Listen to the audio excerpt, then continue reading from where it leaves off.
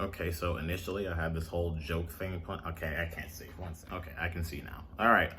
Initially I had this whole joke thing planned where I was gonna be like a fake rapper and go through my life story that way and like a fake behind the music interview. But I feel like this is one of those things that requires me to be serious about. Plus, I have this weird tendency of making everything a joke, especially when it's not. It's a coping mechanism. But you asked what my hero's journey is, and I'm just gonna have to go through the whole ringer of my life story, I guess now. So that's screw you, Jack. Just who said this was? Anyways, I growing up, I didn't really have much. I know like a lot of people's family were poor. A lot of people's families were poor. I can speak, but mine was like dirt poor. Like I wore like hand-me-downs, like my brother's brother stuff. Like it wasn't even his, like my older brother's stuff. It was his brother's before his. Like it went boom, boom, boom.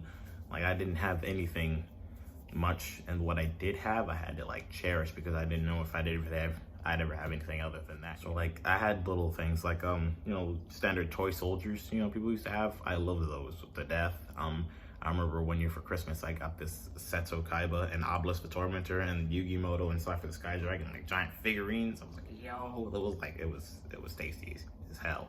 Like it was beautiful, honestly. And then I had these Batman the Animated Series action figures, which is really convenient because I always loved that show growing up.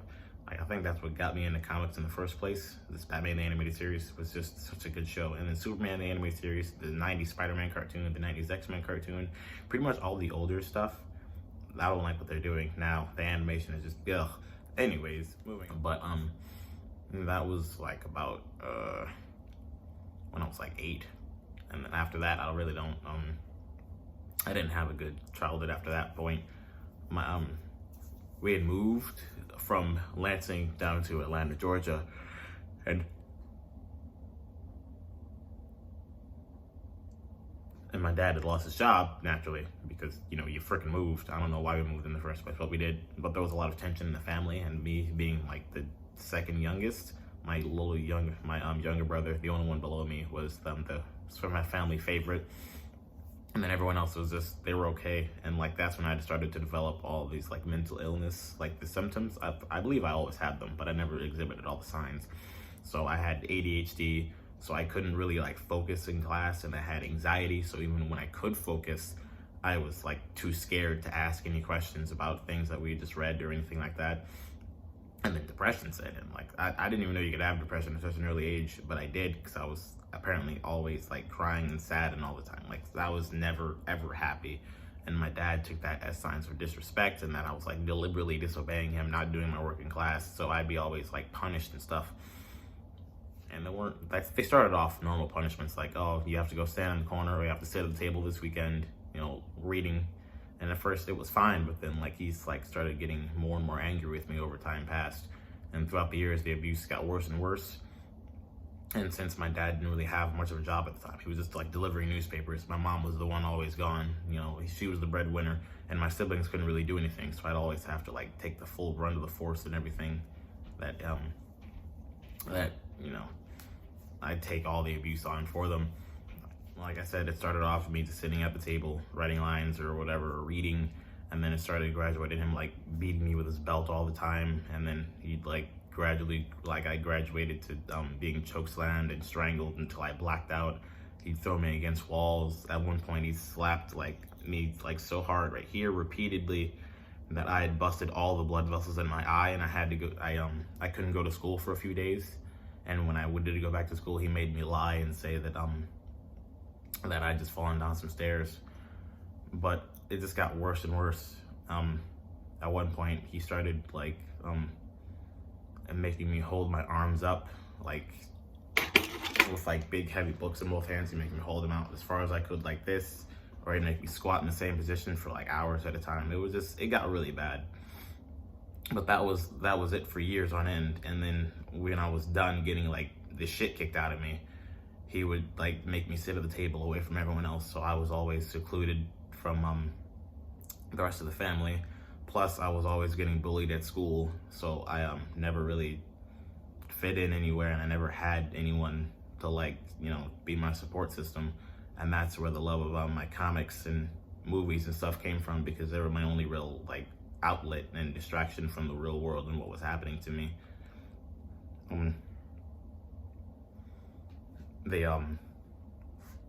Long story short, your boy finally moved out when at the age of 18, and that's when I like started getting into a lot of drugs, not just like weed either or alcohol. I'm talking like, people think they're cool because they smoke weed all the time. People think they're all hard and whatnot. But kid, I did fucking crack. Okay, I used to do heroin. I snorted cocaine a couple times. Like, I smoked weed a lot. It was just, I was in a really bad situation, but I didn't care because I didn't feel anything anymore, and that was the goal. And the things I did feel were finally good, because before that, again, depression and anxiety. And then by that point in my life, I had PTSD, and I still do. I still have nightmares from, things that I've been through. Like, I wake up in cold sweats a lot, and I have, like I'm clutching something for some reason. I think it's because I grew up like with like stupid stuffed Batman doll instead of a teddy bear. Got her upset constantly. Bat gang. But no, I had actually, I had gotten to this point where I didn't have a job. I didn't really have a home. I was like sleeping from couch to couch. When I couldn't find anyone to crash with, I would just like sleep under a bridge or something. So I was jobless, homeless, and a drug addict, and I had lost like a lot of weight. People think I'm skinny now, but I used to be like 115, 120 pounds. So I was like a skeleton. And the only thing that really stopped me was like, I had gotten like this, my dealer put me on, and he got me like this big, like this, it was just a lot. And I was either thinking like, man, if I do all this right now, either the high is gonna be insane or I'm gonna overdose and die. And either way, that's just a win-win situation for me. And so I did it, and joke's on me because I was neither. I just ended up in the hospital. And then that was the turning point, I guess. That's when I started to like see, like, I can't do this anymore. I can't just keep running from everything. I mean, I still ended up running from it anyways, but the point was, I stopped doing a lot of drugs. I went to rehab, and like when I got out, I was hanging out with some buddies, the non-drug addict buddies, and I had met this girl named Kaylee, and me and Kelly like started talking, and we ended up in like a year-long relationship. We ended up getting married, but that was actually a really bad decision on my part, because it turned out that Kaylee was she was just using me because she saw that I was a vulnerable person that she could manipulate, because I had never been in a relationship prior to that.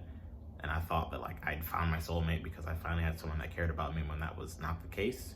So when I got the divorce, she took the majority of my savings and my car. Actually, I'd saved up a lot of, it took me a long ass time to get that car. Like, it was 03 Lexus RX 300. Okay, that was my baby, and she was beautiful, but sadly I no longer have her.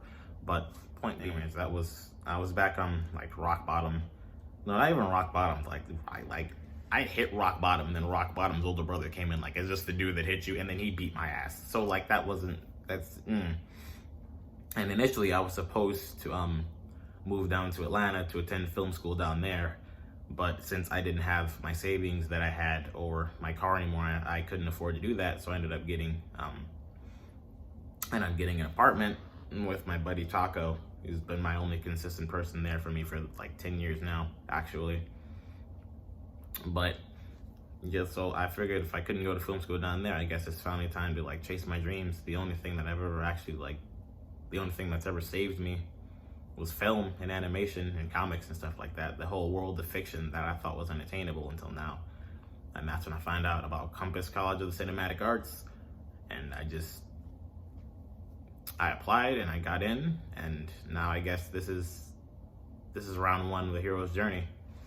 So yeah, I've been through the ringer, honestly, but I think I'm improving. Like, I'd be lying if I said I still didn't have bad days. Like, I still do have suicidal thoughts, and I still do want to do drugs, but I don't do anything. I'm still fighting off a nicotine addiction. I'm sorry to say that, like, I sometimes still do smoke cigarettes, and it's disgusting, and I hate it, honestly, but it's just the last thing I have to fight off. I used to do crack, so that's pretty solid compared to where I was at.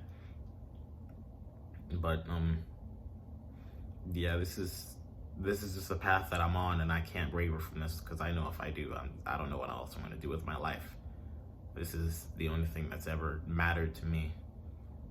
and it's the only thing I'm ever going to pursue. So I guess that's my life now.